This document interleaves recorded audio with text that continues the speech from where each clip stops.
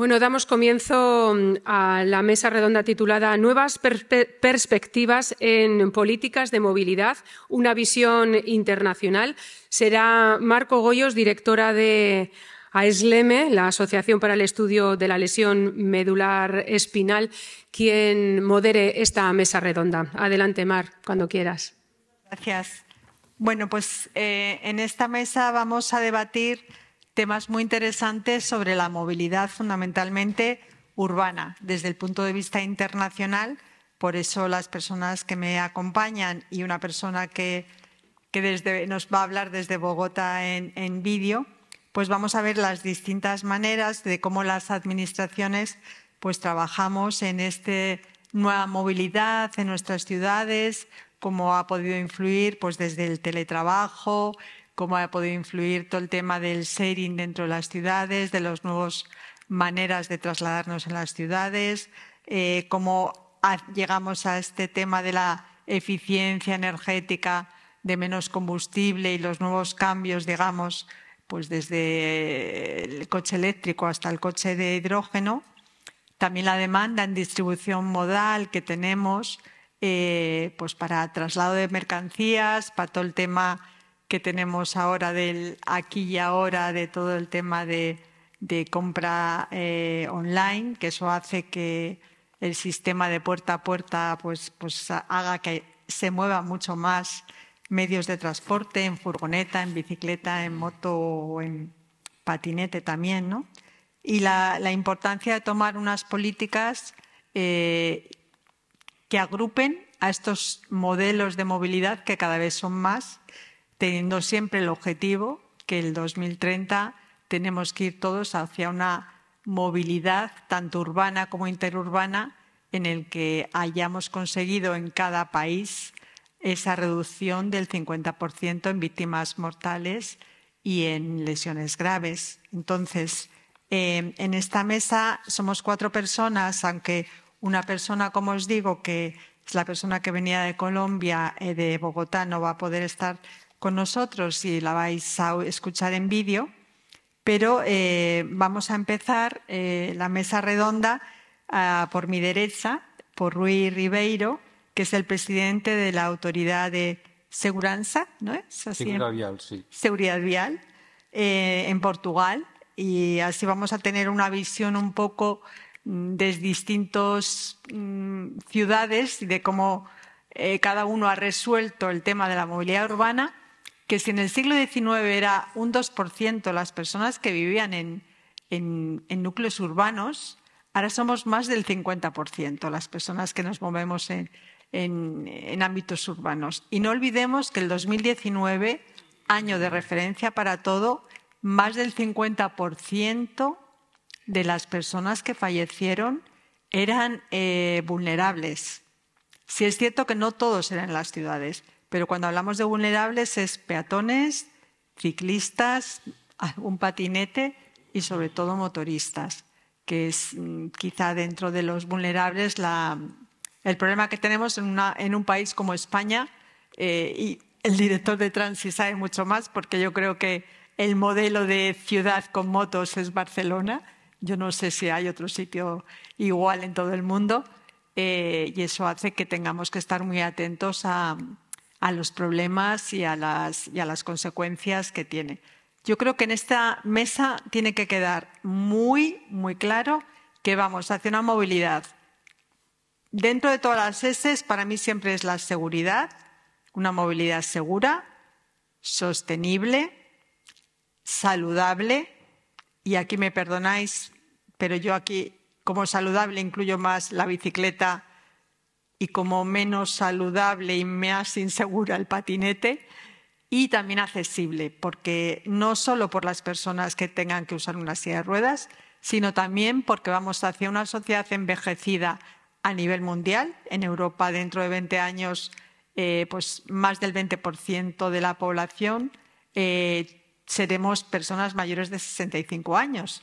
Entonces, pensemos que si todos queremos llegar a ser mayores, porque lo siguiente no querremos no llegar, si queremos llegar a ser mayores y llegar lo más saludable posible, por eso es bueno andar, entre otras cosas, pues tenemos que pensar que esa movilidad de esas personas que tienen más problemas para desplazarse por las ciudades lo tienen que hacer de manera segura y de manera accesible y, por lo tanto, la accesibilidad, aunque no sea una S, hay que tenerla en cuenta también en la ecuación. Así que, sin más, Rui, tienes la palabra. Muchas gracias. Gracias por invitarme. Gracias a vosotros. Yo voy a intentar hablar un poquito de castellano. Ya.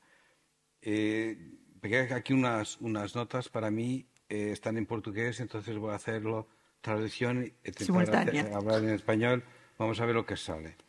Sí, verdad que lo que decía es que hoy 50% de la gente vive en la ciudad. Creemos que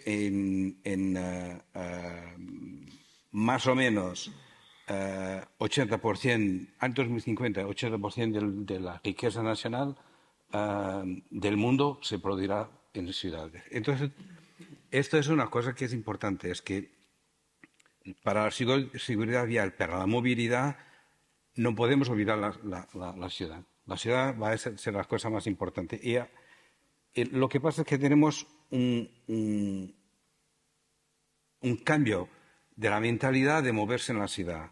La micromovilidad, esto de los patinetes, bicicletas, de todo esto, que voy a hablar, será la primera cosa, la cosa más importante que voy a hablar, está cambiando el panorama de las ciudades. Sí, verdad que calles y caminos seguros son fundamentales para la construcción de la movilidad en cualquier lado, en la ciudad incluido. ¿Verdad que en Portugal, por ejemplo, 46% de las víctimas mortales en ciudades son vulnerables, son ciclistas y peatones? El cambio también de mentalidad en lo que pasa en las ciudades los vemos todos los días, porque habemos gastado un montón de dinero a tornar las ciudades accesibles a todos y ahora la gente que no ve, la gente con movilidad reducida se va por el carril bici. Por el carril que tiene un patinete, una bicicleta, y este es increíble. Esto es una cosa que no es normal. No es normal después de unos 15 años investiendo en accesibilidad en la ciudad, ahora en un par de años perdemos todo. Esto para mí no es posible. Es verdad que con esta tasa de mortalidad de los ciclistas, si vamos a aumentar la gente que va a andar de bici y todo esto, vamos a tener víctimas mortales 4 o 5 veces más al final de la década de 30, ¿no? Entonces hicimos un seminario en Portugal en Lisboa de accesibilidad en el inicio de 2023 y resumen, las conclusiones fueron en 4 o 5 puntos. ¿Cuánto importante es la información estadística?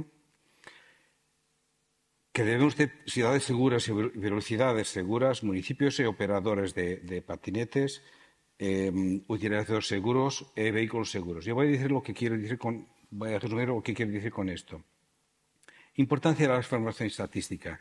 En un accidente de coche hay un accidente y nosotros, la autoridad como la DGT, por ejemplo, va a saber que hubo un accidente porque hay un informe para la policía al hospital, etc. Si se quiebra esta relación, como por ejemplo este circuito, como por ejemplo pasa con las bicis, con los patinetes en la ciudad, no tenemos ni idea de la estadística y del número de accidentes. Para decirte, en Portugal, por ejemplo, yo estimo que tenemos acceso nosotros a 15-20% de la estadística. Tenemos que trabajar con los bomberos, la gente de emergencia médica, los hospitales. Esto es lo que estamos haciendo para tener una estadística real. Porque 100 datos yo no consigo hacer política, ¿no? Sí. Para tomar medidas tengo que saber. Yo soy físico, soy ingeniero. Entonces, yo tengo que saber los datos y esto es importante. Decirme que pues en los patinetes lo que pasa es que la gente se estropea el brazo. ¿Cuántos? Tienen que saberlo. Pues esto es fundamental la estadística. Después, las ciudades seguras y la movilidad seguras. En las ciudades las cosas son muy sencillas. Es que tenemos que proteger los más vulnerables. Punto. Nada más. Y para eso tenemos que quitarle espacio físico al coche, trabajar en vías ciclables, bicicletas, trotinetas, patinetes, peatones, y para los sitios donde están los coches, reducir la velocidad. Si hacemos esto, está hecho. Entonces es necesario de planear, rediseñar las ciudades, cambiar un poquito la mentalidad y después una cosa que es la más difícil es tener la capacidad de decidir políticamente lo que vamos a hacer. ¿Vamos a hacerlo? Vamos a hacerlo. Punto. Dentro de 4 años, cuando termine la legislatura, pues los votos la gente va a decir si trabajamos bien o no. Esta gestión de movilidad partillada, patinetes, trotinetas, bicicletas, todo esto, tenemos que trabajar con las empresas, porque hay 2 posibilidades. O trabajamos, encontramos una solución, o entonces lo hacemos como París. Caput. Ya. Se acaban los patinetes en París. Esto no es una solución, porque los patinetes, tal como las bicicletas, deben ser incluidas en los nuevos sistemas de movilidad de las ciudades, pero con reglas, no es una cosa así. Y por las reglas tenemos varias soluciones. Tenemos el problema del alcohol, por ejemplo. El alcohol, para un patinete, una bicicleta, una movilidad partillada, yo tengo una aplicación. Para empezar la aplicación, tiene que hacer 3 o 4 juguetes, como este que los tenemos todos, de no sé, un robot, un poco más sofisticado, para que al final no es un tercio de alcohol, pero ya te puedo decir si puedes entender o no. Al nivel de dejar las patinetes y las bicicletas. Todas las patinetas, todos los patinetes, todas las bicicletas tienen un dispositivo de referenciación geográfica en tiempo real. Entonces, el operador, la empresa sabe dónde está la patineta y se va, por ejemplo, en senso contrario. Esto estamos trabajando con ellos para que se va en senso contrario, se firme, por ejemplo, y que la tarjeta de crédito la próxima vez no puede utilizarla. Porque yo no puedo hacer nada, pero las compañías pueden. Entonces ahí, en estas cosas todos, los limitadores de velocidad y todo esto, las municipalidades tienen un papel fundamental porque puede, en su contrato de actividad económica, tener todos estos presupuestos ahí. Utilización de casco, la formación escolar. La mayor parte de los accidentes con bicis y con patinetes son porque la gente no sabe conducir ni bicicleta ni patinete. Patinete es más grave porque la bicicleta todos lo hacemos desde niños. La bicicleta es para todos nosotros una cosa instable. Y entonces yo, si no sé conducir una bicicleta, no voy a probarlo. Pero un patinete es bajito, ya vamos a probarlo. Después tenés un accidente. Entonces tenemos que hacerlo a la escuela, cuando son niños. Aprender el patinete y la bici.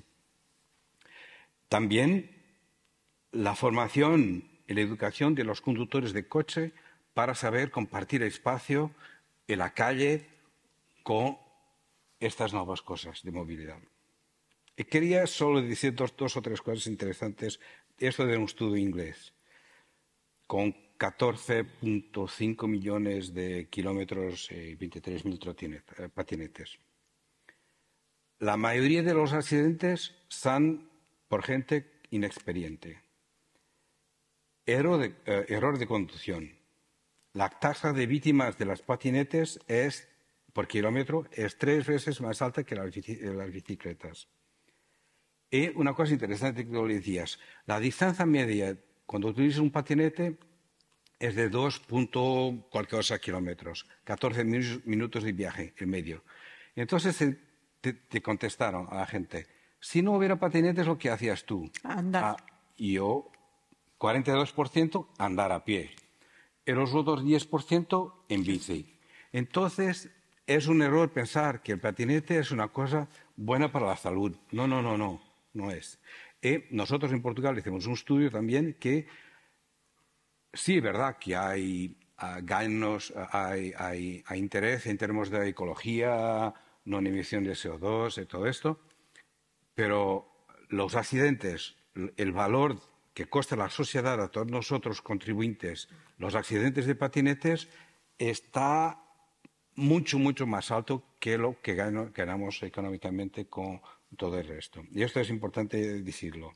40% de la gente utilizaba, en este estudio inglés, los patinetes y las bicis para desplazarse al trabajo y volver, o entonces otras cosas conectadas con el trabajo. A saber dos cosas, me callo, termino. El Banco Mundial dice que la movilidad suave, esta movilidad activa, micromovilidad, lo que quieras, está subfinanciada porque está mal interpretada. La gente no la entiende bien. Los políticos no la entienden bien. Dicen que, cuando digo los políticos, digo los decisores políticos. La gente que dice vamos por ahí, ¿no? Político no es una cosa mala ni buena, hay que tomar decisiones. Uno, creen que la inversión en la movilidad activa es un onus económico, te cuesta. Dos, creen que la movilidad activa, esto es los trotinetes, patinetes, bicicletas y todo eso, es mayoritariamente para divertirse. Y no, debe ser incluido en el diseño de la movilidad de las ciudades. Esto es la forma de proseguir. Incluir la micromovilidad dentro de la movilidad, de los trabajos de movilidad de la ciudad, de plan. Y con esto me callo. Muchas gracias. No, gracias a ti, Río, y además que me has dado opción. Perdón. No. Si el público no pregunta, yo ya tengo algunas preguntas para ti.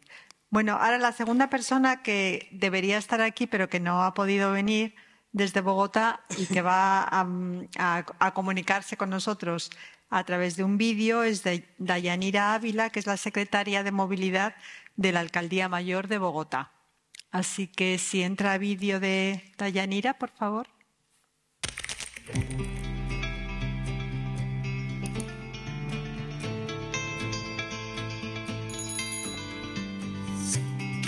Estimados participantes del Congreso de Movilidad USEC Bilbao 2023, reciban un gran saludo desde Bogotá, la capital de Colombia. Soy Dayanira Ávila, secretaria de Movilidad. Le agradecemos la invitación que nos hacen para poder hablar de políticas de movilidad sostenible y la hoja de ruta de diferentes ciudades.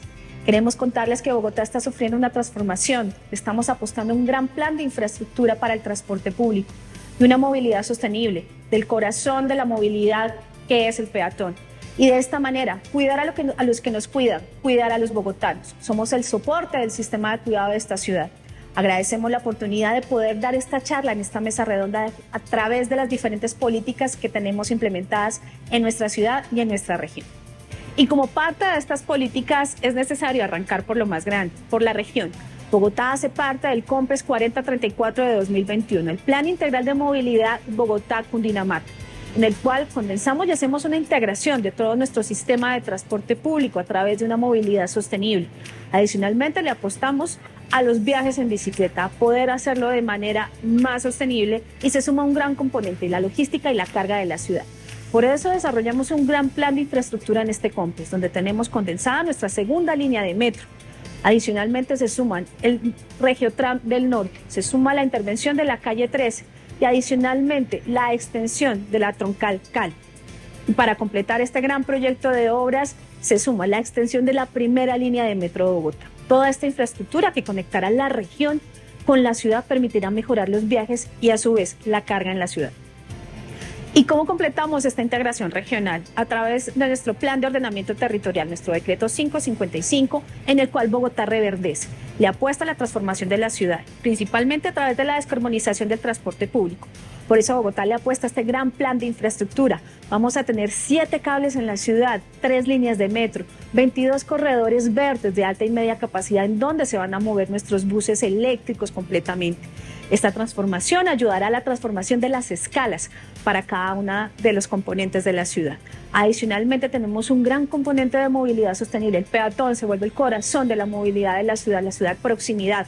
Una ciudad de 30 minutos en la cual puedas estar en el espacio público, puedas disfrutarlo y tener a disposición una serie de servicios para que los bogotanos no tengan que hacer grandes desplazamientos. A través de nuestra escala distrital vamos a completar esta gran red de ciclorrutas y complementar con estos corredores de media capacidad. Y sin dejar atrás, no menos importante, la cadena de carga y logística. ¿Cómo vamos a desconcentrar toda esta carga que llega a la ciudad? A través de nuestros centros de intercambio modal, a través de ciclologística en nuestra escala de proximidad y de una distribución sostenible a través de vehículos sostenibles en la ciudad.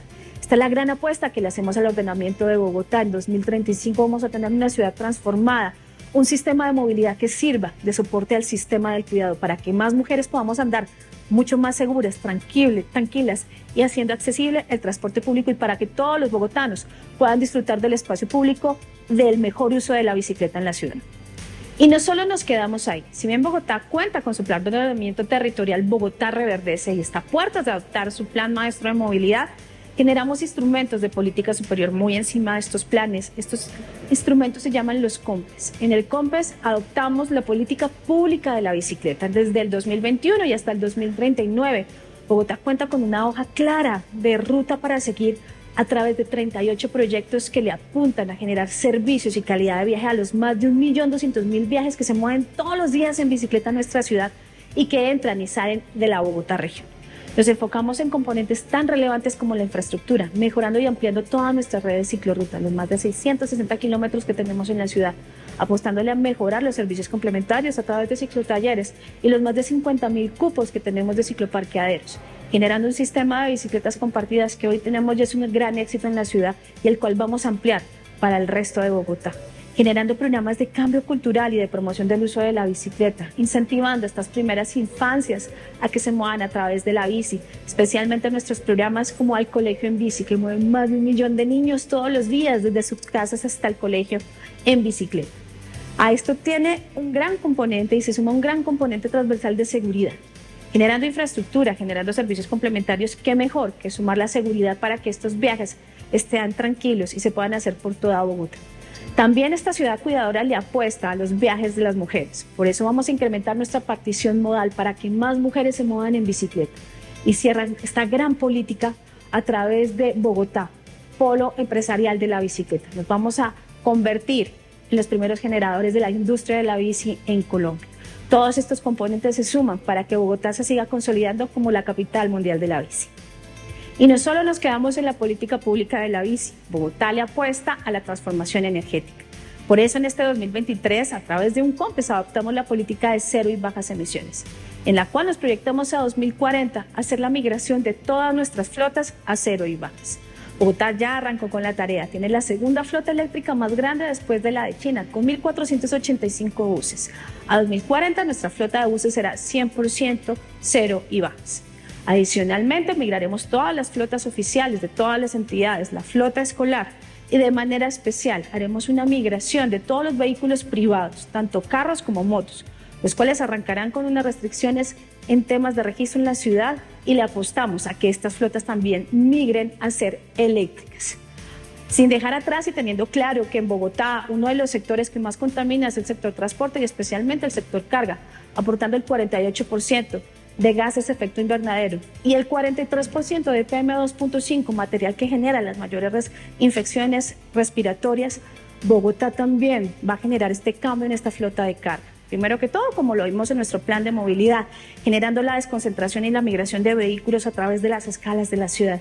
Pero adicionalmente generamos un fondo de reposición de carga. Invitamos a todos los transportadores de carga de la ciudad, a los propietarios de vehículos, a que empiecen a cambiar sus vehículos, generándoles estos préstamos y estas facilidades de pago para lograr no solo en el transporte público de pasajeros, sino adicionalmente en la carga, esta transformación que le aporta completamente al reverdecimiento de la ciudad y a la mejora en la calidad del aire para todos los bogotanos y las bogotanas. Y qué mejor, adoptar una gran política para el peatón. Como bien sabemos, el corazón de la movilidad de Bogotá, de su ordenamiento territorial, es el peatón. Tenemos que generar más espacios donde puedan estar, donde puedan disfrutar el espacio público, donde puedan disfrutar la ciudad, con seguridad vial, con menos contaminación, con menos ruido. Por eso, a través de nuestra política pública del peatón, que está en proceso de adopción, generamos esta hoja de ruta a 2039, donde vamos a tener una serie de infraestructuras. Le apostamos a los andenes, a cuidar a los andenes para los peatones. Vamos a aumentar este espacio público de calidad, generando cambios en los diseños y en los procesos constructivos. Fortalecimos las entidades del distrito, por eso Bogotá, a través de la unidad de mantenimiento de la malla vial, se va a dedicar a hacer este plan de mantenimiento de todos los andenes de la ciudad. Generamos nueva infraestructura a la par de nuestros proyectos del sistema de transporte, como es en la primera línea del metro, como son nuestros corredores verdes de alta capacidad, como nuestra Troncal 68 y como nuestra avenida Caracas. Y adicionalmente hicimos un cambio completo en los comportamientos de cultura a través de esta política. Generamos políticas en toma de recolección de basuras, de seguridad, de alumbrado, para que de esta manera todos los viajes que hacemos caminando sean de mejor calidad. Le seguimos apostando a la composición de género en Bogotá. Quienes más caminan son las mujeres para realizar todos estos viajes del cuidado, llevar los niños a hacer mercado, cuidar a quienes nos cuidan. Por eso este tipo de viajes les vamos a hacer un énfasis especial acompañando con campañas de cultura, mejorando esa infraestructura en las zonas donde más lo necesitan y generando más espacio. Por eso, adicionalmente, sumamos nuestro componente de lograr migrar todos los viajes que se hacen en un tipo de vehículo privado de menor distancia, que se pueden hacer a través de la caminata. Ya esto se suma a un gran proyecto que hace parte de las estrategias del Plan de Ordenamiento Territorial y son los barrios vitales. Así como Barcelona tiene sus manzanas, sus supermanzanas, Bogotá le apuesta a los barrios vitales. En cada una de las unidades de planeamiento local que va a tener la ciudad, que son 33, vamos a generar barrios vitales. Arrancamos en esta administración con Claudia López dejando una gran herencia para Bogotá.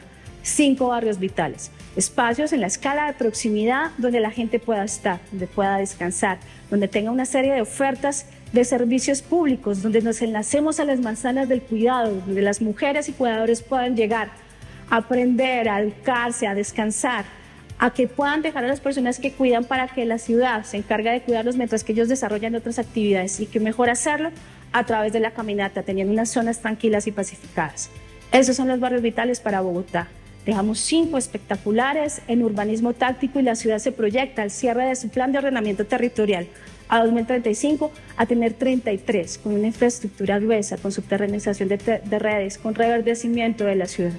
Como pueden ver, Bogotá se articula en proyectos de planeación, en instrumentos y en políticas que garanticen esta hoja de ruta, esta gran apuesta por la movilidad sostenible, entregando a Bogotá con la región, a Bogotá con Cundinamarca y de esta manera mejorar la calidad de vida de todos los bogotanos y bogotanas.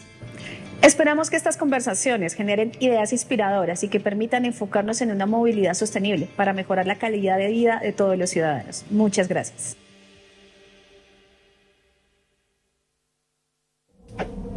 Más rápido. Bueno, yo no soy capaz de hablar tan rápido, pero es que, sabes que ni leyendo, o sea, ni aunque tuviera una pantalla que no sé si la tenía, pero es cierto que todo lo que teníamos que tratar en la mesa lo ha tratado. Yo, desde luego, como Bogotá le dé tiempo a hacer todo esto digo, es para irse todos para allá, porque realmente ha tenido respuesta para todo lo que en esta mesa teníamos que tratar. Así que te lo está poniendo un poco difícil, Ramón. Ramón Lamiel, que es el director del Servei Català de Trànsit de la Generalitat de Cataluña, que bueno, pues va a hablar de lo que es en Cataluña con las responsabilidades que tiene en movilidad, bueno, a ver cómo nos dan las respuestas a todo. Venga. En este tiempo récord. Ramón. Vamos a ver. Muchas gracias, Mar. Yo no voy a hablar de forma tan exhaustiva como la compañera de Bogotá, pero sí que intentaré hacer 5 grandes reflexiones en torno a 5 grandes bloques o ideas, ¿no?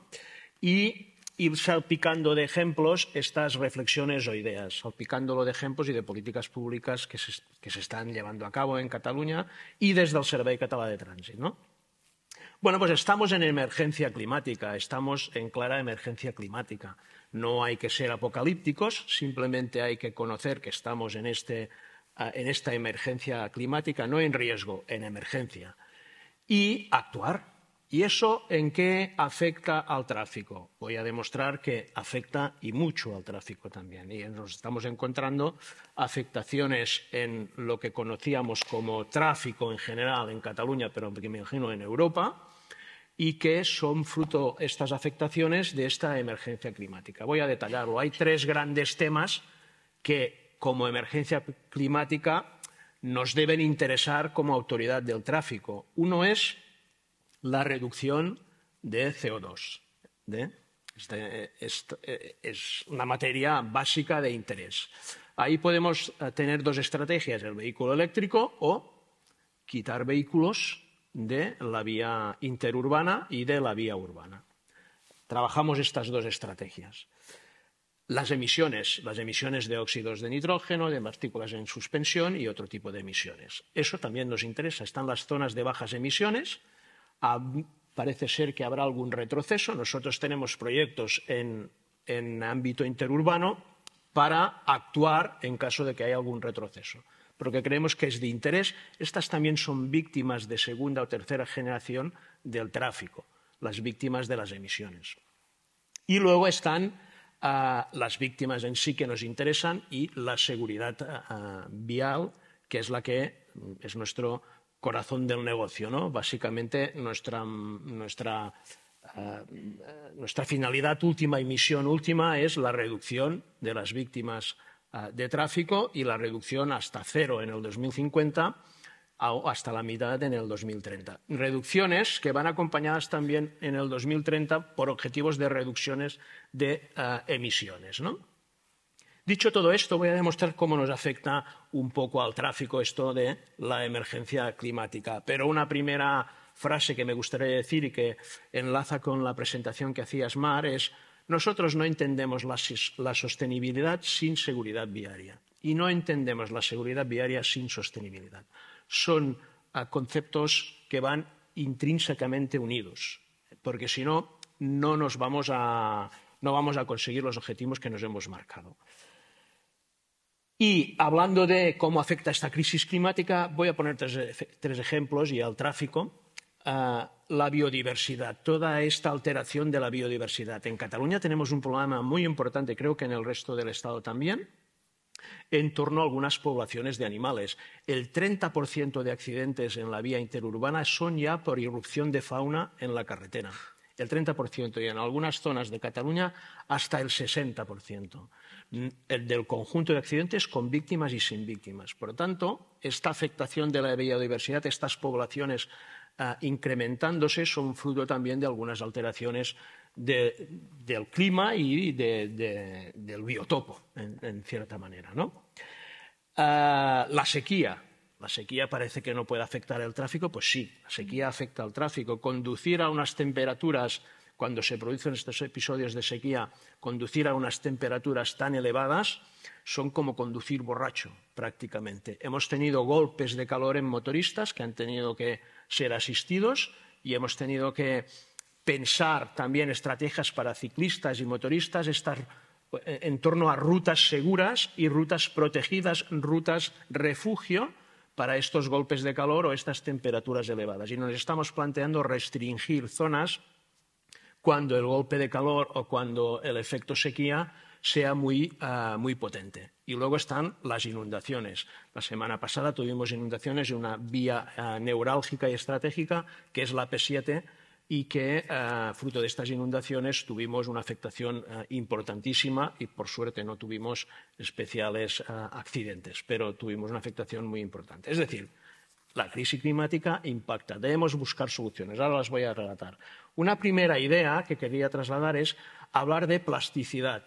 Cuando oímos hablar a los ingenieros de caminos, nos hablan mucho de resiliencia. Yo creo que el concepto debe superarse y hablar de plasticidad. La necesidad no está en tanto en la construcción de Cuando hablan de resiliencia, hablan de resistencia, ¿no? De infraestructuras resistentes, sino dar más conexión, moldear mejor las estructuras, las infraestructuras que tenemos. Ahí tenemos estrategias nosotros de tráfico, de carriles preferentes, de carriles en sentido contrario, etcétera, etcétera, etcétera. Porque gestionar bien el tráfico es reducir también la siniestralidad y, sobre todo, también es reducir las congestiones que generan emisiones ineficientes. Por lo tanto, toda esta estrategia de plasticidad para nosotros es enormemente interesante.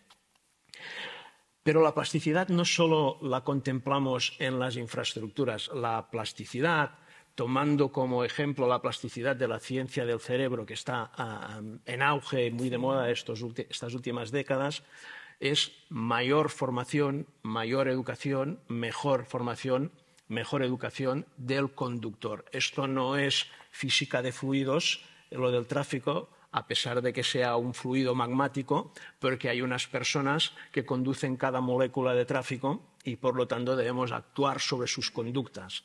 Y hay también estrategias para entrar y moldear esas conductas y estrategias nuevas. Nosotros nos planteamos intervenir sobre los conductores profesionales de camiones, nos planteamos intervenir de manera práctica sobre los motoristas para mostrarles sus conductas inadecuadas, etcétera, etcétera, etcétera. Pero el concepto de plasticidad va mucho más allá de la infraestructura, sino también pensar en la persona. Este sería el otro concepto. Otro concepto es la inteligencia. Nosotros tenemos la capacidad como autoridad del tráfico en Cataluña, y también la tiene la DGT como autoridad del tráfico a nivel de Estado, de crear infraestructura inteligente de gestión del transporte y de instalarla en la carretera. Eso es interesantísimo para poder dar una mayor seguridad a toda la gestión del tráfico y, por tanto, reducir la siniestralidad y mejorar también todos los conceptos ambientales. Ahí estamos, no voy a extenderme en exceso, pero estas estructuras o estas infraestructuras inteligentes, nosotros estamos aplicándolas básicamente a aquellos problemas que he relatado al inicio. Estamos ensayando sistemas de detección de animales para dar mensajes al conductor si hay irrupción de fauna. Estamos también instalando infraestructuras para proteger a los ciclistas en la vía y decir a los conductores: te vas a encontrar a un ciclista y debes reducir la velocidad. Y estamos también trabajando dos conceptos: el riesgo de congestión, pero lo que más nos interesa, y eso a través de la inteligencia artificial ahora puedes hacer virguerías, el riesgo de siniestro, para informar y llegar al interior del vehículo y decirle al conductor: si circulas por ahí, el riesgo de siniestro, por ejemplo, marcando niveles, lo estamos investigando en estos momentos, tienes un riesgo de siniestro pues determinante, alto. Por lo tanto, debes conducir con una mayor moderación. Todo esto, al final, es intervenir. Esta inteligencia nos debe permitir intervenir en un concepto que es básicamente competencia nuestra de las autoridades de tráfico: la velocidad variable. La velocidad variable, la fórmula mágica es velocidad es igual a intensidad partido densidad, ¿no?, en tráfico, y nosotros la variable sobre la que podemos intervenir más y mejor es la velocidad, para regular intensidades y densidades. Y la velocidad variable. Al final nosotros lo que pretendemos en estos sistemas de aviso al conductor que hay un ciclista, de aviso al conductor que hay un animal, de avisos diversos para que reduzcan velocidad, es reducir la siniestralidad. Básicamente la estrategia es inteligencia, velocidad, reducción de siniestralidad. Y si hablamos de velocidad, ya hemos hablado de inteligencia, vamos a hablar de otro concepto, y voy acabando, de diversidad. El concepto de diversidad. Habéis hablado antes de y aquí ya entro más en el ámbito urbano, de la intermodalidad. Bueno, en estos momentos en Cataluña tenemos una crisis de transporte público y de movilidad en general mayúscula. Después de años de escasas inversiones en los ferrocarriles y ahora en estos momentos también con problemas en el transporte público por carretera, tenemos un problema bastante importante. Lo que debemos decir es que no vamos a solucionar todos aquellos retos que yo relataba al inicio de mi intervención de emergencia climática si no tenemos una intermodalidad, si no dejamos el vehículo. Hicimos un experimento en 2020 muy interesante muy trágico pero muy interesante, que es que nos confinaron. Y se constató en la segunda etapa del confinamiento, que fue en otoño, se constató que una reducción del 30% de la movilidad representaba, en vehículo privado, representaba una reducción del 40% de la siniestralidad. Es decir, ahí tenemos, ¿no?, las cifras mágicas. Una cosa no es causa de la otra, pero que sí son correlacionadas, son variables que se correlacionan. Debemos intervenir en esta diversidad de transporte y producir sistemas de mayor intermodalidad. Ahí yo discrepo algo sobre... Sabemos que en el ámbito urbano el vehículo de movilidad personal, el patinete, es un vehículo incómodo, pero en materia de intermodalidad regional, metropolitana, el patinete era un instrumento bastante interesante. Tú veías mucha gente que cogía el transporte público y el patinete para el último kilómetro, cuando llegaba a destino, ¿no? Y en estos momentos está prohibido y, por lo tanto, nosotros también hemos llamado un poco la atención a las autoridades del transporte en Cataluña para decir, eso podríamos repensarlo algo, ¿no?, porque era interesante para promover y promocionar el transporte público y la intermodalidad. Y por último, el último concepto que sí quería abordar era el de la proximidad. Y ahora sí que entro ya. La proximidad, esta crisis climática, desde la conferencia de Río del 1992, quedó una frase para la historia que era: piensa globalmente pero actúa localmente. O sea, si no actuamos a nivel local, a nivel Cataluña, pero también a nivel municipal, a nivel del ámbito urbano o a nivel de las personas, no vamos a poder superar o mitigar esta crisis que tenemos en ciernes, ¿no? Y la proximidad, nosotros queremos poner un par de ejemplos. Las zonas 30 son interesantes, pero las zonas 30 deben cumplirse. Nosotros hemos dado una línea de subvenciones casi de 10 millones de euros a los municipios de Cataluña. Se presentaron 92 proyectos. Muchos de los proyectos eran para proteger los itinerarios de peatones accesibles, los itinerarios accesibles para peatones, ese volumen de 220 por 180 en lo que es los edificios, al entorno de los edificios o los cruces, instalación de pavimento podotáctil, mejora de la accesibilidad universal en general, ¿no? Y luego otro sistema que funcionó en esta subvención fue la segregación de flujos de tráfico. Creación de algunos carriles bicis, porque no solo dimos estos dineros a las grandes ciudades, que ya tienen unos presupuestos bastante holgados, sino que se lo dimos básicamente a pequeñas ciudades, villas, pueblos que también tienen interés en mejorar su movilidad, pero sobre todo en mejorar su seguridad viaria y en reducir estos siniestros. Y por último, no podría ser de otra manera, quiero acabar también con la atención a las víctimas de tráfico, que esto ha sido un criterio que ya ha tenido desde el minuto número 1 el Servei Català de Trànsit y que hemos ampliado. Tenemos una atención a las víctimas, para decirlo de alguna forma, mortales, ¿no?, que han padecido un accidente mortal, y a sus familiares, pero hemos incrementado esta atención a las víctimas con un nuevo servicio para atender a las familias y a las personas heridas gravemente en un accidente de tráfico. Hemos empezado con este servicio a principios de enero de este año. Creo que está funcionando, se está dando a conocer. Estamos trabajando de manera muy vinculada y muy coordinada con los grandes centros de Cataluña, con los hospitales, pero también con Guttmann, etcétera, etcétera, etcétera.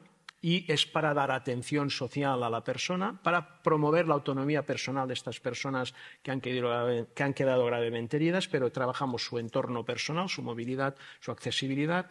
Trabajamos con la familia para que puedan cuidar, pues sean cuidadores expertos, y trabajamos con el entorno social para que esta persona pueda seguir realizando sus actividades. Y me he dejado una cosa también muy interesante en el tema de intervención en municipios, que esto ya venía haciendo el Servei Català de Trànsit, pero que lo hemos impulsado todavía más, que son los planes locales de seguridad vial y los estudios técnicos para que los ayuntamientos analicen sus movilidades, su seguridad y, en definitiva, lo que decía al inicio, su sostenibilidad. Y yo acabaría aquí a la espera de las preguntas. Vale. Dime qué hora es, porque yo quiero hablar poco para que haya preguntas. Entonces, como habéis hablado mucho y tal, pues yo ahora... No, es que como lo han dicho mucho y yo me conozco y puedo hablar yo otra hora, entonces, ¿qué hora andamos Yo ahora? he estado 15 minutos. No, tú perfecto. Exacto, ¿es? Digo en qué hora estamos para saber lo que hablo, para que haya preguntas. Son la 1:10. Pero bueno, hemos empezado más tarde, pero bueno. Sí, pero bien. A ver, ¿cómo lo hago yo para aunar? Bueno, voy a intentar con todo lo que tengo aunar lo que he oído por aquí, por allá y por lo que me vaya inventando. Hemos hablado algo muy importante. Necesitamos los datos para tomar decisiones. Creo que esto es una cosa muy importante porque si no los decisores sin datos no pueden tomar.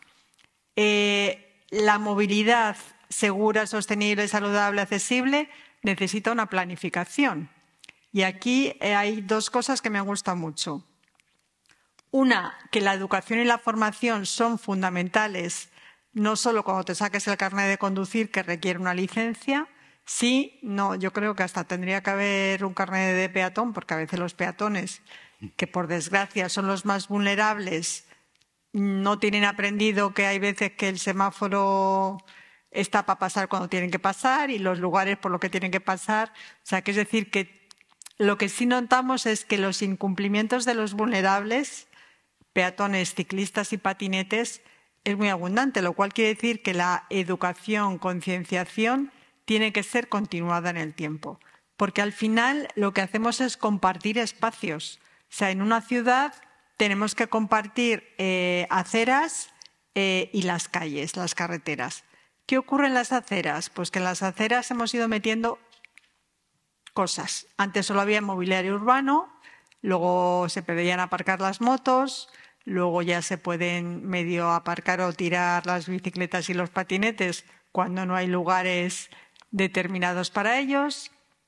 Hay muchas, España, buen tiempo, mucha terraza, y la terraza vino con la pandemia aumentando por el tema de la pandemia y de momento, por lo menos en Madrid, no se ha ido ni una terraza.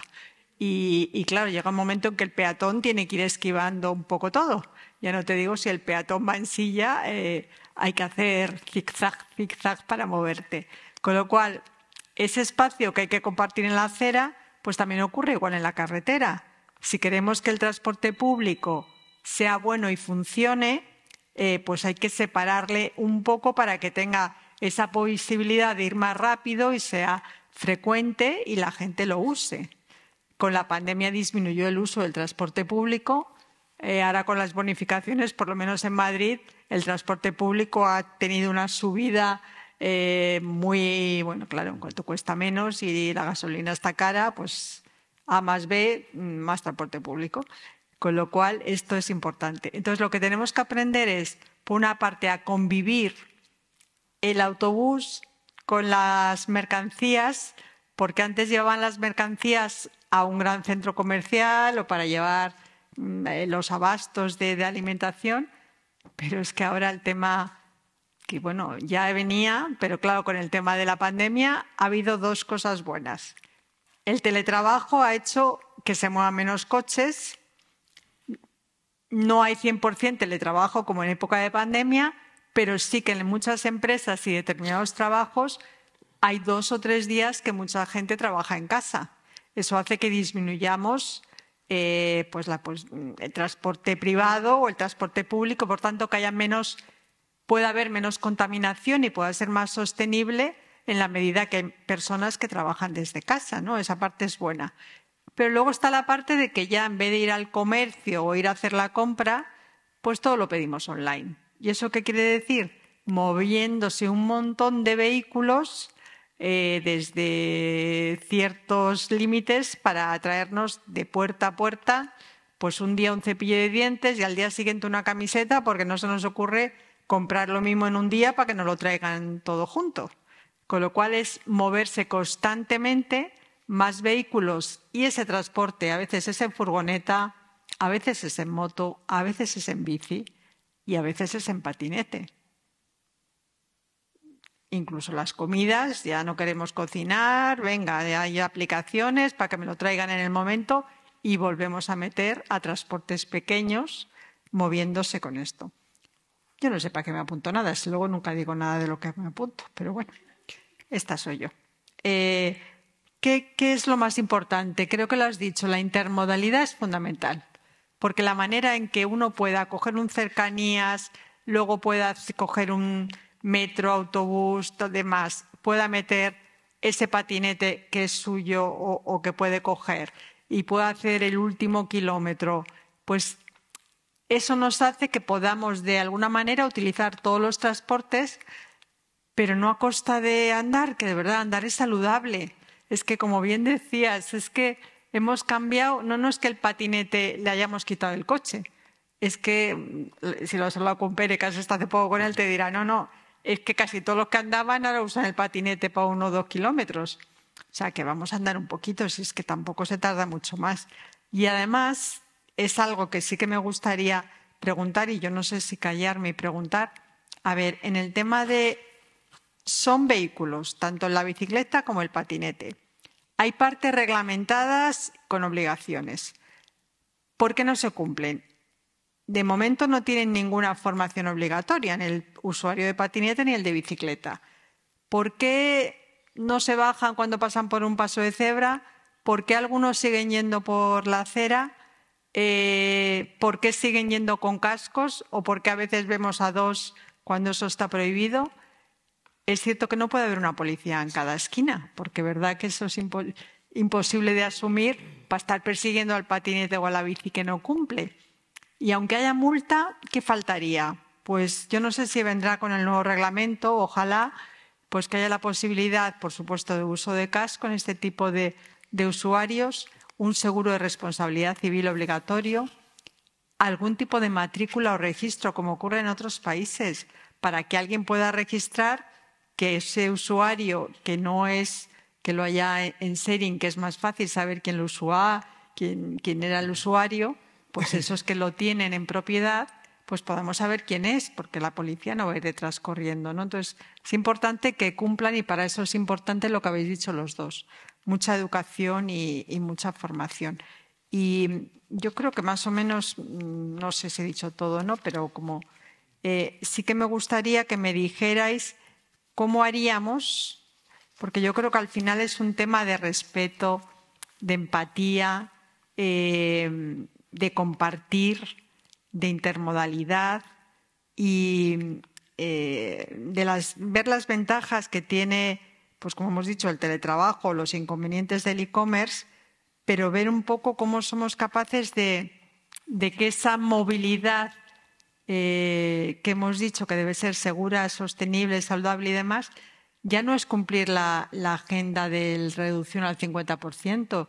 Es que en realidad había un objetivo de que no muriera nadie en el 2030 en una ciudad y conseguir que en el 2050 no muriera nadie a nivel ya de ámbito interurbano, ¿no? Entonces, yo creo que el objetivo 0 víctima, aunque lo veamos como un sueño, tiene que estar ahí.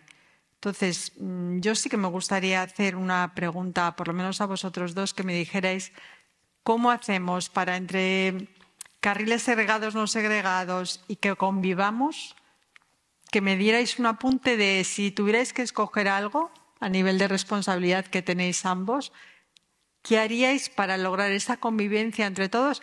A ver, los pobres, aunque tengan que tomar decisiones, la que tomen con datos no va a estar a gusto de todos. A uno le va a gustar y a otros no. O sea, eso que os quede claro, que todos vamos a protestar por algo. O sea, que aunque lo quieran hacer perfecto con datos, alguien protestará porque a alguien no le gustará. Pero elegir una medida que diríais, bueno, guste o no guste, esto puede mejorar todo lo que queremos mejorar. Portugal, en Cataluña. A ver, ¿qué diríais? Empiezas tú. Sí, una cosita. Comentaba lo que dices antes. Sí, los patinetes y las bicicletas son regladas, son vehículos. Entonces, tú puedes perder puntos en tu permiso. Sí. Tú no puedes conducir con alcohol. Pero la mayor parte de la gente que utiliza un patinete o que utiliza una bicicleta esta de partillada no lo sabe. Entonces, sí, es verdad, podemos pegar a la policía enforcement, pero esto no me queda bien. Entonces lo que estamos haciendo en Portugal es campañas de sensibilización para que la gente lo sepa. Y lo mismo por los peatones. Los peatones en Portugal, si hay un pasaje, una cebra, para peatón, si pasas a más de 50 metros, te cobran. La gente no lo sabe. Vamos a educarlos primero y vamos a hacer la policía despacio para que sepan que estamos ahí y lo estamos mirando. Y después, dentro de 1 año, 2 años, vamos a hacer un balance y vamos a ver, ¿ha funcionado? ¿Estamos en buen camino o no? Si no, vamos a entrar con la policía. Por lo tanto, pedagogía. Primero yo tengo la obligación de enseñar a la gente primero, porque si no, no está bien. La gente va a ser pegada de sorpresa. No, a mí no me gusta. Creo que la gente en Portugal, mis decisores políticos están de acuerdo. Vamos a hacerlo así, entrando con la policía despacio, en una pedagogía también, campañas en la tele, etcétera, y después vamos a ver si las cosas... Y trabajar con la gente de las bicicletas, porque, ¿sabes? Lo que pasa es que el problema no está en en mi bicicleta y mi patinete. Están porque yo, con mi bicicleta y mi patinete, me porto el casco, tengo un permiso de conducción, que es lo mismo que el coche. Estoy consciente que la cosa no va a funcionar bien si son tonterías. Pero el problema es de la gente que utiliza esta de partillada, ¿no? De alquiler. El problema está ahí. Entonces tenemos que trabajar con ellos. 1. 2. Víctima cero. Sí. Tenemos que tener un sueño, ¿no? No es un sueño, es un objetivo. Tienes que tener sueños... que no estás verdaderamente vivo si no tienes sueños que sean del tamaño del mundo. Tienes que tener algo que sea mayor que tú. ¿Verdad? No me parece que sea así, que lo vamos a hacer los héroes víctimas. Pero vamos a hacer, como te decía poco, no se terminan las cosas que no empezamos. Eso es seguro. Entonces, ya empezamos trabajando, ya vamos a trabajar. Tiene varias cuestiones en las víctimas cero. Una, en Portugal, la más importante de todas, es que el paradigma era que la culpa era siempre del conductor. Siempre. Entonces tenías policía. Como decían los franceses, miedo a la policía. La cosa funcionaba. No, esto es un paradigma que ya no funciona. Tenemos... Sin duda, en Portugal la primera cosa son las carreteras, la calidad de la infraestructura. Y ahí no hablo en la calidad de infraestructura en medio urbano, hablo a nivel nacional. Porque accidentes, dentro de 20 años o así, tenemos los vehículos autónomos, tenemos más educación, etc. Pero va a haber accidentes. Lo que no es... lo que no debería ser permitido es que en resultado de un accidente haya una víctima mortal o un ferido grave. Eso no lo podemos hacer. Y para eso la infraestructura y los coches deben protegerte. ¿Va a haber accidentes? Sí, claro. No confundamos, hay una confusión. 0 muertes, 0 feridos graves en la calle no quiere decir 0 accidentes. No. Es que los accidentes van a haber expectablemente menos, sí, es deseo que sea menos, pero lo que tenemos que trabajar es las consecuencias de los accidentes. Sí. Esto, las infraestructuras son fundamentales. La educación de los niños, el comportamiento del conductor, estas son las cosas que son la esencia del sistema seguro, que son los vehículos seguros, la gente segura, las calles seguras y después también las velocidades, que es el peor de los males, porque puedes estar conduciendo sin cinturón, por ejemplo. Esto es grave, pero las consecuencias a 20 kilómetros por hora o a 120 kilómetros por hora son distintas. Entonces, la velocidad sí es fundamental. ¿Qué porcentaje tenéis? En España sigue muriendo el 25% de las personas que fallecen, ¿verdad? No llevaban puesto el cinturón de seguridad. Yo este dato es el que peor llevo año tras año en España. ¿En Portugal qué ocurre? No, el cinturón está casi adquirido. Lo que pasa y que a mí eso tiene que ver con la educación. De los fallecidos, digo, ¿eh? Sí, sí. O sea, no ¿qué hay porcentaje muchos, tenéis? No hay muchos. No tengo el lado del presente, Vale. pero no es... Lo que me preocupa es que, más que el cinturón, la gente que el año pasado habíamos visto, la policía había 2.000 personas que se olvidaban que tenían las personas que más amaban, sus niños, en coche sin protegerlos. Esto es increíble. ¿Sabes? Que la conducción, me decía una tía, abro un poquito también, mira, decía una amiga mía así, Portugal es un país encantador, increíble. La gente, pues, fantástica. La comida, el clima, solo no entiendo lo que pasa con vosotros cuando entra el coche. Que nos transformamos. Y nos transformamos al punto de olvidar que nuestros seres más queridos, nuestros hijos, van en el baque detrás sin protegerlos. No podremos cambiar el comportamiento del conductor en la calle si no entendemos por qué nos transformamos cuando entramos en el coche. Sí. Este es un trabajo científico con las universidades, con los psicólogos, que será distinto en Portugal, España, del norte de Europa, porque somos distintos, va. Bueno, Ramón, ¿cuál es tu punto de vista? Porque si no nos van a echar. Mi punto de vista es que no hay una píldora mágica que tú coloques en el tráfico y se reduzcan las víctimas mortales hasta cero, ¿no? Pero yo sí quiero señalar que, en todo caso, si me preguntas por una solución única, la solución única es la suma, es sumar diferentes estrategias. Yo voy a poner dos solo de estrategias que son interesantes y que como autoridad de tráfico debo poner aquí encima de la mesa, ¿no? La primera es, yo ahora no veo a los asistentes de la sala, no los veo bien, pero si preguntáramos a la sala cuánto tiempo hace que no pasan por una autoescuela o por un curso de formación, creo que muy pocos levantaríamos la mano. Yo me incluyo, ¿eh? Pero podemos hacer el ejercicio. Yo siempre hago la pregunta a la sala, ¿eh? Pero yo creo que no habrá prácticamente nadie que haya hecho un curso aparte del que hizo cuando se sacó el permiso de conducir. A no ser que hayan recuperado puntos. A no ser que hayan recuperado puntos. Pero ahí voy. Tiene que haber una oportunidad, y la hay, para que el conductor, para que los conductores, conductoras, podamos hacer una formación continua a lo largo de nuestra vida. Y hay unas ventanas de oportunidad que son la renovación del permiso en los centros de reconocimiento. Hemos hablado con ellos, con los centros de reconocimiento, para darle una vuelta a todo, para intentar entender también estas conductas. Vamos a tirar adelante un pequeño estudio con 200 personas para ver un poco toda una serie de elementos con Clínica Woman que posiblemente nos pueda ayudar, etcétera, etcétera. Vamos a tirar para adelante estos estudios, pero debemos tener una formación continua. Estos centros pueden ser una oportunidad, pero hay más posibilidades. Sí.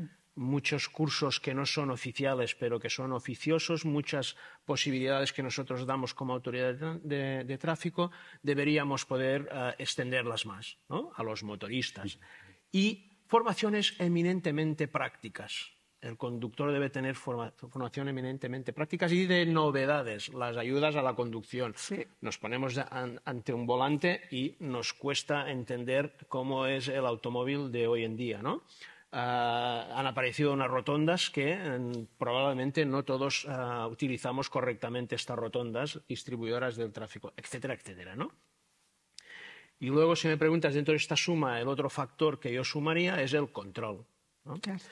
Porque, desgraciadamente, a pesar de todo, debes ejercer un cierto control. Y aquí, ser también muy diverso. Nosotros tenemos una siniestralidad muy dispersa en el territorio. No tenemos grandes puntos de acumulación de accidentes. Ahí ya se han solucionado vía controles de velocidad, básicamente. Pero debemos ser inteligentes e instalar sistemas muy diversos y muy dispersos, muy móviles, no fijos. No estoy hablando de radares solo, estoy hablando de controles diversos. Y estas serían las dos grandes estrategias que hemos hablado también con nuestros compañeros de Mossos d'Esquadra, que nos ayudan de tráfico, que nos ayudan muy mucho en dar cumplimiento a estos objetivos de reducción de siniestros, ¿no? Y sí, nosotros sí que nos creemos la cifra, sí, nosotros nos creemos, todos nos creemos esta cifra.